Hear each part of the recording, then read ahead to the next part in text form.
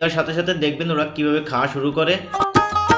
তাহলে আস্তে আস্তে করে উৎপাদন বৃদ্ধি করব। আসসালামু আলাইকুম। বিটল পোকা সম্পর্কে আপনাদেরকে কিছু ধারণা দেওয়ার চেষ্টা করব।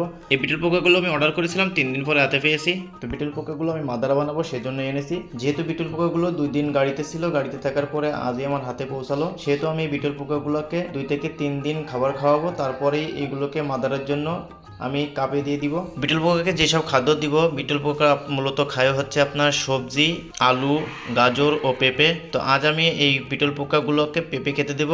তো আমার নিজের কাছে কিছু পেঁপে ছিল, ওইখান থেকে আমি একটা পেড়ে সামান্য পরিমাণে খেতে দিব। বিটল পোকাকে কিন্তু আপনি খুবই কম খাবার দিয়ে পালন করতে পারেন, এরা খাবার কিন্তু খুবই কম খায়। আমি চাইলে এদেরকে 2 বা 3 পিস দিতে পারতাম, কিন্তু যেহেতু ওরা জার্নি করে এসেছে, ওদের পেটে এখন খিদা রয়েছে, তার কারণে আমি 6 থেকে 7 পিস নিয়ে সবখানে ছড়াই দিয়েছি, যাতে দেওয়ার সাথে সাথে সবাই মিলে একসাথে খেতে পারে। পেঁপেগুলো দেওয়ার সাথে সাথে দেখবেন ওরা কিভাবে খাওয়া শুরু করে।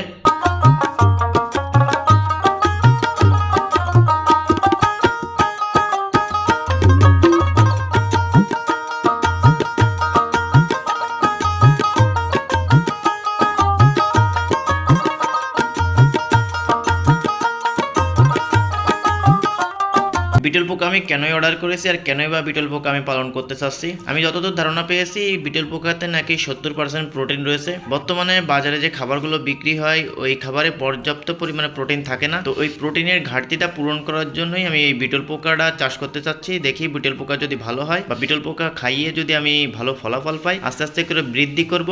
এই কারণে আমি 160 পিস লার্ভা এনেছি। এটা দিয়ে আমি নিজেই প্যারেন্টস তৈরি করব। প্যারেন্টস তৈরি করে যদি ভালো ফলাফল পাই, তাহলে আস্তে আস্তে করে উৎপাদন বৃদ্ধি করব। আপনাদেরকে আমি প্রতিনিয়ত আপডেট দিতে থাকবো। যারা ইউটিউব চ্যানেলটা সাবস্ক্রাইব করেন, দ্রুত সাবস্ক্রাইব করে আমাদের সঙ্গেই থাকুন।